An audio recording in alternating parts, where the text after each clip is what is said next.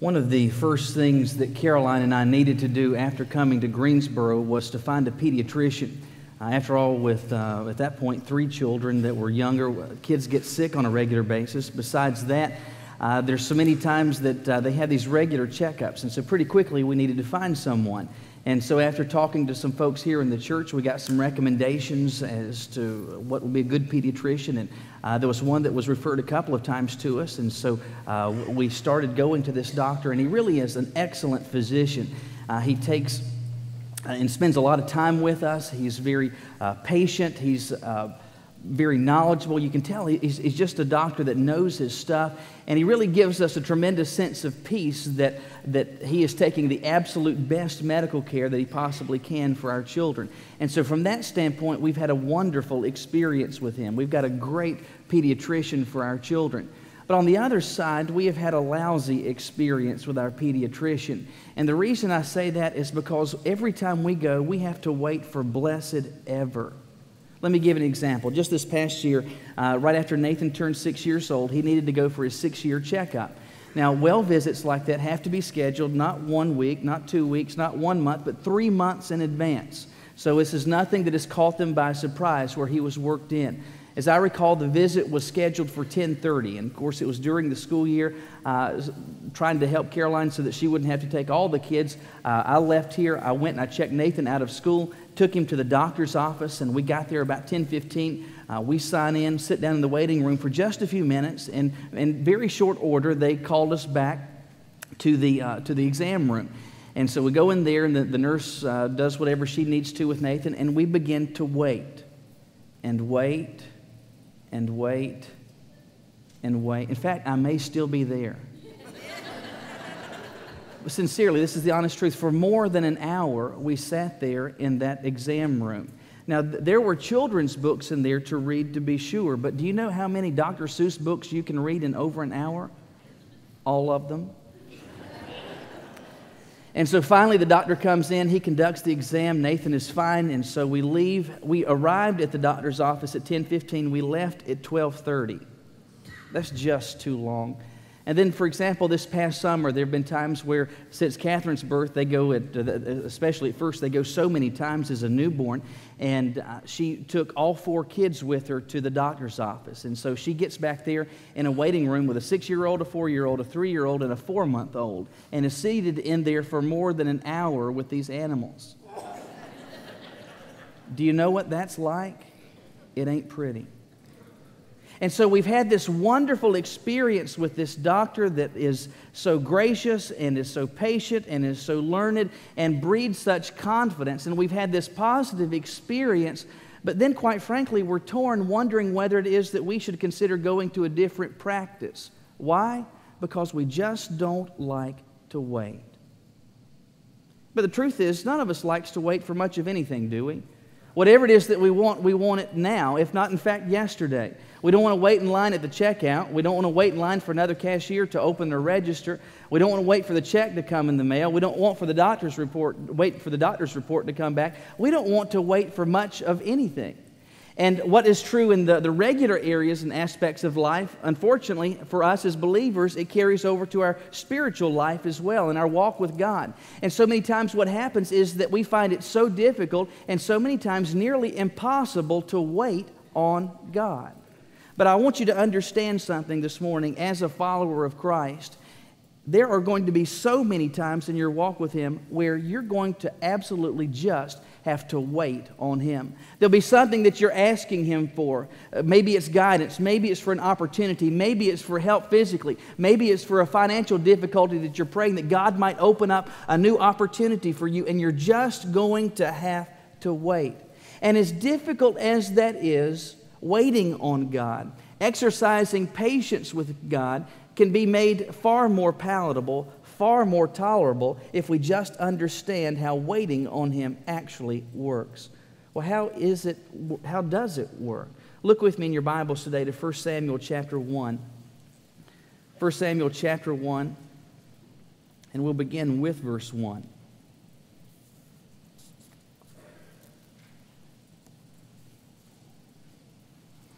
I really hate that they got all that money up off the platform. 1 Samuel chapter 1. I'm not going to read verse 1 and pretend like I can pronounce all those names, but long story short, verse 1 introduces us to a man named Elkanah. We're told of him in verse 2 that he had 2 wives. The name of one was Hannah, the name of the other Peninnah. Peninnah had children, but Hannah had no children. This man went up from his city yearly to worship and sacrifice to the Lord of hosts in Shiloh. Also the 2 sons of Eli, Hophni and Phinehas, the priests of the Lord, were there. And whenever the time came for Elkanah to make an offering, he would give portions to Peninnah, his wife, and to all her sons and daughters. But to Hannah he would give a double portion, for he loved Hannah, although the Lord had closed her womb. And her rival also provoked her severely, to make her miserable, because the Lord had closed her womb. So it was, year by year, when she went up to the house of the Lord, that she provoked her. Therefore she wept and did not eat. Then Elkanah, her husband, said to her, Hannah, why do you weep? Why do you not eat? Why is your heart grieved? Am I not better to you than 10 sons? So Hannah arose after they had finished eating and drinking in Shiloh. And Eli the priest was sitting on the seat by the doorpost of the tabernacle of the Lord. And she wept in bitterness of soul and prayed to the Lord and wept in anguish. And she made a vow and said, O Lord of hosts, if you will indeed look on the affliction of your maidservant and remember me, and not forget your maidservant, but will give to her a male child, then I will give him to the Lord all the days of his life. No razor shall come upon his head. If you skip down to verse 19, we're told, Then they rose up early in the morning. They worshipped the Lord and returned and came to the house at Ramah. And Elkanah knew Hannah, his wife, and the Lord remembered her. So it came to pass in the process of time that Hannah conceived. She bore a son, called his name Samuel, saying, Because I have asked for him from the Lord. We here in this passage find an incident where somebody is having to wait on God. And she's having to wait on God because she is facing a difficulty that she absolutely cannot fix on her own. And so she's having to wait on the Lord, trust in Him, and wait on Him to actually do something. And the principles we see exercised and demonstrated in this passage are also the same principles that God wants us to understand and demonstrate in our lives. So what are they? Well, the first principle I want you to get in your mind and get it etched on your heart is this. The exercise of patience will be uncertain. The exercise of patience will be uncertain. Throughout the pages of Scripture in both Old and New Testaments, we find the people of God regularly having to wait on God. The children of Israel had to wait on God to lead them to the promised land. We find Job having to wait on God for an end to his misery. The world and the people of God waited for the Messiah to come, and since the ascension of Christ, people have been waiting, and we're still waiting today on Jesus to return and take us to be with Him. Now, what has been true and is true of each of these examples of waiting is going to be true in my life and in your life. And that is that, first of all, the exercise of patience will be uncertain. Now, this passage, to give it some context, we have a few main characters. And the first is this man named Elkanah. Elkanah married a woman whose name was Hannah. And Hannah, it seems clear from the passage, is barren. God has closed her womb and she's not able to conceive, unable to give to her husband children, able to provide a posterity for their family.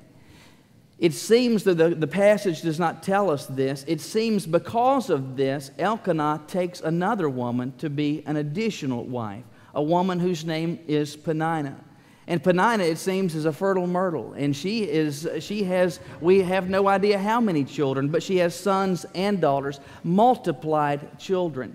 And you can imagine how difficult this was for Hannah. You can imagine that in her heart and her mind, she hated the fact that this woman was in her home with this family, with what is her husband. She resents that fact. And you've got to think that Peninnah is thinking, well, I just wish Hannah would just ride off into the sunset and leave me and my kids with my husband happy and alone, leave us. There's a lot of tension that's going on between them. Though Elkanah is married to these two women, it seems that yes, he may care for Peninnah, but his deepest love is reserved for Hannah. And you get evidence of that in verses 4 and 5, where we're told how annually they would go and offer an offering to the Lord. And how this would work is that once this animal was sacrificed, there would be meat that would be left over that could be used by the family to eat. And Elkanah would give to Peninnah and to his sons and his daughters some of this meat, but we're told that he would give to Hannah a double portion. He loved her deeply. But waiting on God was proving to be very difficult. We're told that years went by and she remains barren. We see one incident in this passage where she is specifically praying and asking God to open her womb. But you've got to think that there have been hundreds, if not in fact thousands of times over the years that she's been praying that God might bless her with a child. But there's a couple of phrases here that I want you to note. And the first is in verse 6, where we're told the reason for Hannah's infertility. First of all, the Lord closed her womb. And then at the beginning of verse 7, note the phrase, year by year. Obviously, Hannah wanted to be able to give birth to children, but we're told that she could not because God did not yet give her that ability. God had closed her womb. And she recognized, though she had this great burning desire to be a mother, to be a woman that could give to her husband a posterity, this is not something that was within her power. This is something that ultimately rested in the power and the ability of God. And so she's waiting on God. But notice again what it says in verse 7, year by year. This is not something that went on for fall into winter and then into spring. Year by year, she is waiting, thinking maybe this is the year, and then it's January again. Maybe this year, and then it's January. Waiting, waiting, waiting on God. And as she is waiting, we see a principle of her waiting and of her patience, and that is that the exercise of waiting on God, the exercise of patience is and will be uncertain. And it's uncertain on a couple of levels, and the first is this. Our waiting on God and the exercise of patience with God is uncertain as it relates to time. As you are waiting on God for whatever it is that you're seeking from Him, whether it's guidance, whether it's an opportunity, whether it's healing, regardless of what it is, as you are waiting on Him, it is absolutely open-ended. It is absolutely uncertain and unknowable by us how long it is that we're going to have to wait. We don't know if it's going to be this time next week. We don't know if it's going to be this time next year. We don't know if it's going to be this time next decade. We do not know how long it is that we're going to have to wait, because the nature of exercising patience with God, it's uncertain. You don't know how long you're going to have to wait. But it's uncertain on another level, and that's this. As you are waiting on God and you've made your request known to Him, you do not know, and it's uncertain to us, exactly how it is that God is going to respond. You cannot know with any measure of certainty what God is going to do in response to what you have asked Him. As you're waiting for Him, you don't know how He's going to respond. In Hannah's case, she's praying and asking that God might give to her a child, but it was entirely possible that God might, what He would do instead of giving her a child is to present to her another opportunity, some measure of service, some particular challenge. She did not know, and nor can you and I know, as we are waiting on God and we've shared with Him the burden of our heart and we've said, God, will you help me with this? As you're waiting, you don't know how long you're going to wait, and you do not know exactly what God is going to do and how He's going to respond. That stinks, doesn't it? But it's the truth. The exercise of patience with God is uncertain. There's not a lot of places. There's a few places that I really dislike going to. And one of those places is to the car dealership. I hate to go to a dealership to buy a car. I hate to go to the dealership to get a car serviced. A couple of years ago, I had taken my car to the Honda dealership in Charlotte, and I was just going to get the oil changed. And so I pull into the service bay, and the service attendant, he checks me in, he takes my car, and all I need is the oil change. And so I leave the keys with him, I go sit in the waiting room. And so you're sitting there waiting, and you don't know how long you're going to have to wait. You just know it's going to be longer than you want. And so at that point, the time is passing, and then he comes back and he says, I want to show you something. Now see, this is what I really hate about car dealerships. I have gone in to get my oil changed. They're going to change my oil, but you know what else they're going to do? They're going to look for any and everything else they can fix. And when they want to show you something, what they want to show you is a bill that you can pay that's a lot bigger than what you want. So he takes me to the back, and my car is up on a rack. The tires are off. I don't know if you're aware of this, but you don't have to take the tires off a car to change the oil. If you have to take the tires off to change your oil, you don't need to. You just don't need to. And so he takes me out and he shows me this fine little hairline crack in the rotor and describes how they need to replace the rotors and how it's going to be this hundreds of dollars to repair this. And the whole exercise, the whole experience just stunk. And I do not like going to the dealership because I don't know how long I'm going to have to wait. I do not know what they're going to come back with, but this I know, they'll come back with something. I don't know how long I'm going to have to wait. They're going to come back with something. I just don't know what it is. In many ways, that's exactly what it's like for you and I as followers of Christ, as children of God, as we're waiting on Him. We do not know, we cannot know how long we're going to have to wait on Him. But beyond that, we do not know what it is that He's going to do. We cannot know how exactly it is that He's going to respond. Maybe it is to give us the desire of our heart, but maybe it is to completely change our heart and our attitudes and our affections about what our particular desire is. You cannot know how long you'll wait. You cannot know what He's going to do, but you can take this to the bank. He's going to do something. The exercise of patience is uncertain. But there's another principle at stake here that you can probably figure out on your own, and that is the exercise of patience will be difficult. The exercise of patience will be difficult. Here you have Hannah, who is barren, and she does not whatsoever like that fact. More than anything else, she wants not a bigger home, not a newer camel, not a finer anything. She just wants to be able to be a mama. Desperately, she longs with all of her heart to be able to have a child. But she knows this is not something that she can manufacture on her own. Her womb is closed, and short of the Lord's intervention, she will never be a mother. And so she waits and waits and waits, which leads us to the one aspect of the difficulty of patience, and that is that just waiting stinks. It stinks to wait on God. It stinks to wait on your spouse. It stinks to wait on your kids. It stinks to wait on your doctor. None of us likes waiting. It is not a pleasurable experience. And when we are waiting on God, when we have asked Him to work and move, and when we are waiting on Him, that assumes there is something that He has, something that we desire from Him, something that we need. And if there's something that we desire, something that we need, something that we want, when do we want it? Well, now. And the fact that we cannot have that now, whether it's guidance, whether it's an opportunity, whether it's healing, whether it's help financially, regardless of what the need is, when we have that need, we desire to have that need met right now. And so having to wait, that is unpleasant and it stinks.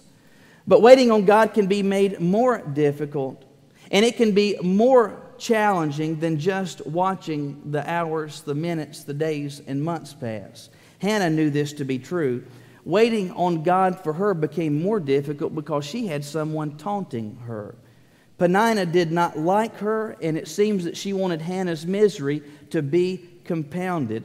And so what we're told is that in verse 6, she provoked her severely. So Peninnah knows that she's the second wife. She wasn't the first love, but she's able to have children, and she really wishes that Hannah would just go off into the sunset, and so she taunts her. Day in and day out, year in and year out. You can imagine what it would be like as she's sitting there in the house with all these little boys and these little girls. Oh, they are so wonderful. All these little curious, destructive little boys and these sweet little precious girls.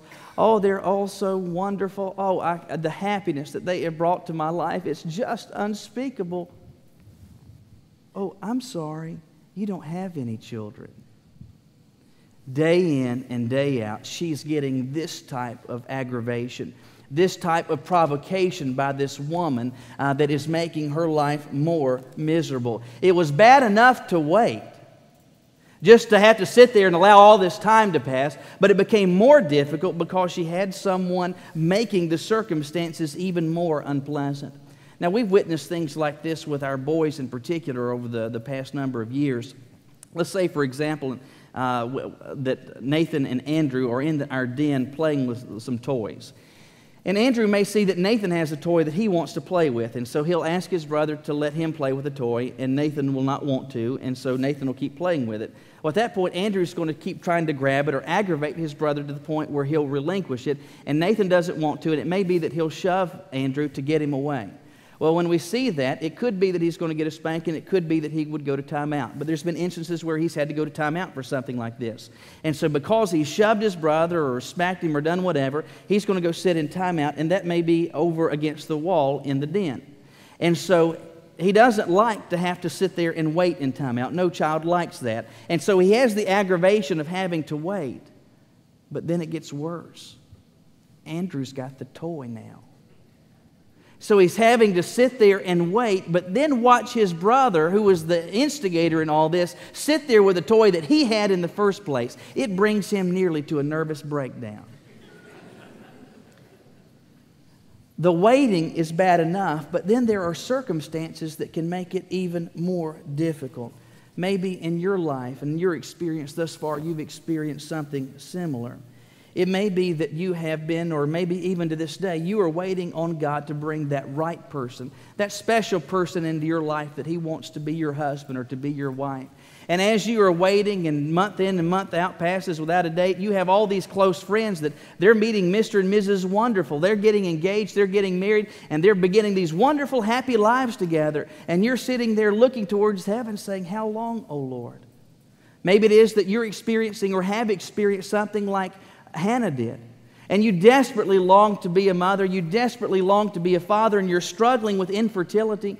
And as you are facing those challenges and you're praying to God and asking Him to intervene, all of your friends that have gotten married, they're now having kids by the handfuls, and you look towards heaven and you say, "How long, O Lord?" Maybe it is that you have lost a job, and you've had other friends that have lost a job, and you've been praying that God might give to you that opportunity that you can properly take care of your family. And as you're waiting on God to open that door, you've had other friends and other co-workers who lost their jobs, and they're all finding jobs, but nobody's returning any of your calls. You look towards heaven and you say, "How long, O Lord?" Waiting is not only uncertain as it relates to the timing and to what God is going to do, but it's difficult, not simply because of the time that may pass, but also because of the circumstances that may compound it and make it even more difficult. The exercise of patience will be uncertain, it will be difficult, but thankfully there's some good news. The exercise of patience and waiting on God will be rewarded. Waiting on God will be rewarded. In verse 8, and there's passages like this in the Bible that I don't know necessarily that God meant them to be funny, but I think they're funny. This is, I think, one of the funniest verses in the Bible. All right, so get the scene in your mind. Hannah is just so sad. She is heartbroken year in and year out. She's been praying and asking God to open her womb. Desperately, she wants to have a child, and she's got this other woman that's provoking her and making her more miserable, and then her loving husband comes in. Why is your heart grieved? Am I not better to you than 10 sons? No. No. In this attempt to comfort her, it makes her even more miserable. And we see as the passage unfolds in verse 11, she has gone to the tabernacle to have a prayer time with the Lord. And she makes this promise to Him. And she says to the Lord, "God, if you will open my womb, if you will give to me a son, I'm going to do something. I'm going to dedicate him in his life and his service to you. He will be yours for the rest of his life if you will bring him into my life." Now, she has said this to God, and we do not know from the time that she said this how much time transpires before what happens next. But we're told that she and Elkanah came together, and God opened her womb. She conceived and she gave birth to a son whose name was Samuel, that literally means heard by God. For all that time, Hannah waited on God, but in truth, she really had no option. She was barren and she couldn't do anything about it. She couldn't fix this problem on her own. And she put her trust in the Lord. She took her burden and she put it in the Lord's court and said, here it is. And then she waited. She didn't know how long she would have to wait. She did not know what God was going to do. She did not know how He was going to respond. But God responded by giving to her as a son probably the greatest prophet in the entire Old Testament. Outside of Jesus, I believe one of the greatest heroes in all of the Bible. She waited on God, and God rewarded her patience. When Isaiah was writing prophetically about the judgment of God that was going to come on the nation of Israel and on the people of Judah, he says in chapter 40, starting in verse 27, "Why do you say, O Jacob, and say, O Israel, my way is hidden from the Lord, and my just claim is passed over by my God?" Isaiah is writing prophetically saying the day is going to come when judgment is going to be on you. Circumstances are going to be so bad, and you're going to come to the Lord and say, God, are you not hearing? Are you unaware of what it is that I am facing and going through? How much longer, God, are we going to have to endure this? And Isaiah continues by saying, have you not known and have you not heard? The everlasting God, the Lord, the creator of the ends of the earth, He neither faints nor is weary. His understanding is unsearchable. He gives power to the weak, and to those who have no might He increases strength. Even the youth shall faint and be weary, and the young men shall utterly fail. And then you know these words, but those who wait on the Lord shall renew their strength. They shall mount up with wings like eagles. They shall run and not be weary. They shall walk and not faint. I cannot tell you when it will happen. I would not dare speculate into your circumstances how it is that God is going to respond. But I can tell you this. If you are now, or if you will be in the future, waiting on God, if you will wait on Him, it'll be worth the wait. It'll be worth the wait. Hannah, for all of these years, waited on God, and God gave to her Samuel, this great hero of the faith. As you are waiting on God with your particular circumstances, the temptation may be, as it seems the heavens are silent and God's not doing anything right now, and you need something now, to go ahead and try to fix it, to go listen to what Dr. Phil says. Since God's not giving you the guidance, let's see if he'll say something that's ingenious. Or go to someone else that will give you some money right now that you'll be indebted to so that you can fix this problem right now. Listen, I'm telling you, if you will wait on God, it will be worth the wait. Now, there's a logical extension of this fact. When you and I are waiting on God, it's because there is something that we want from Him.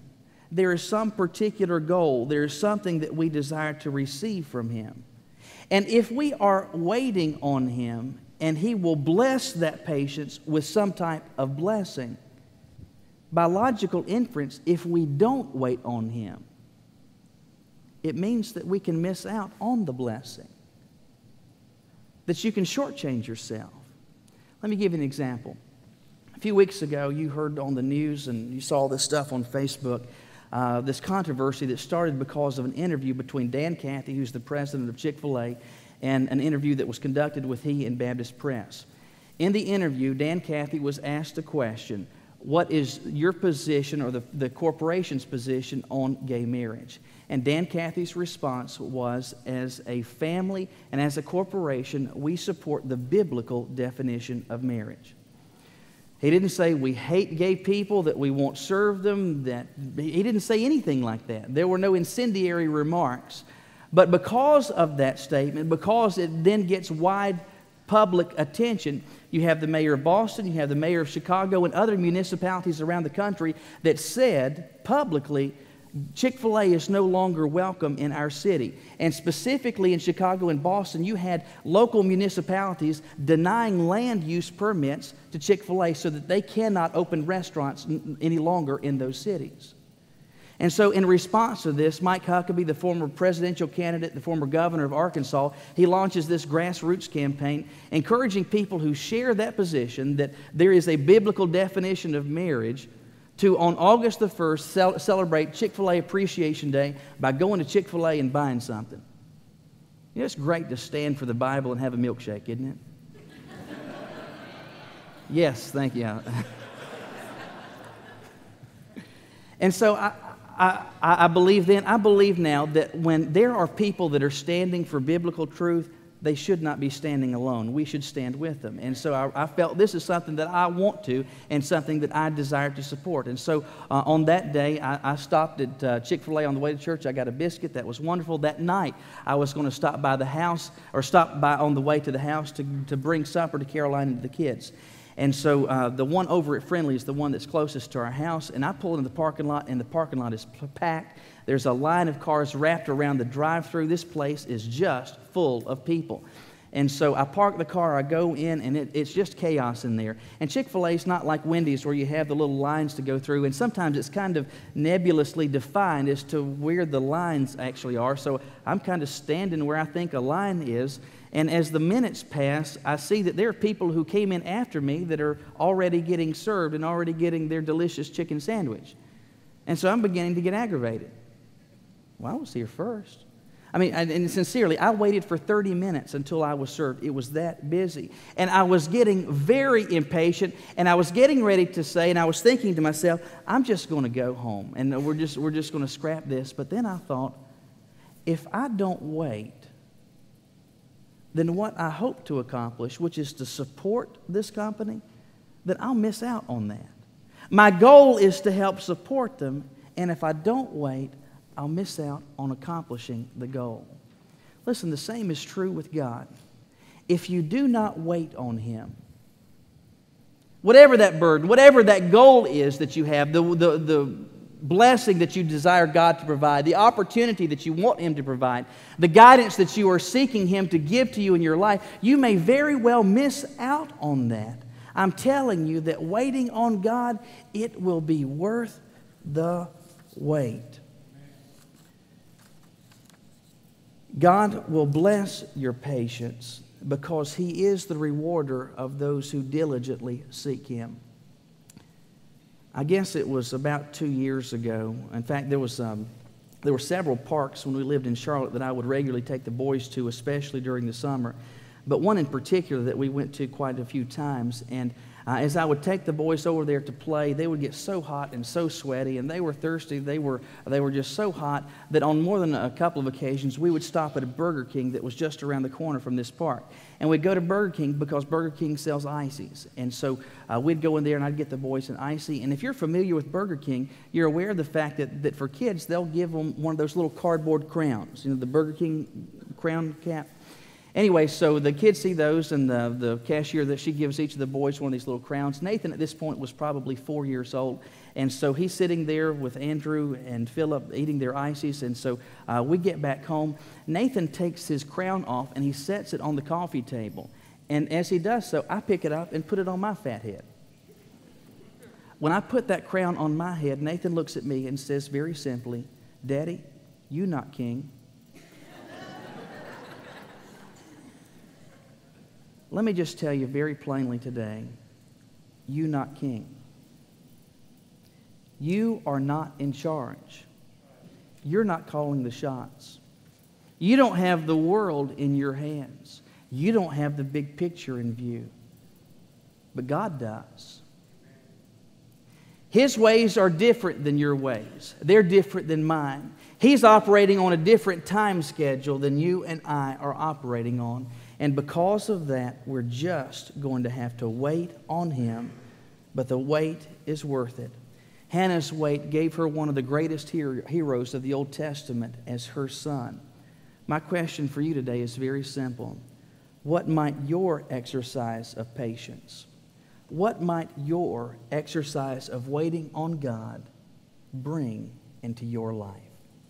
Won't you bow your heads with me?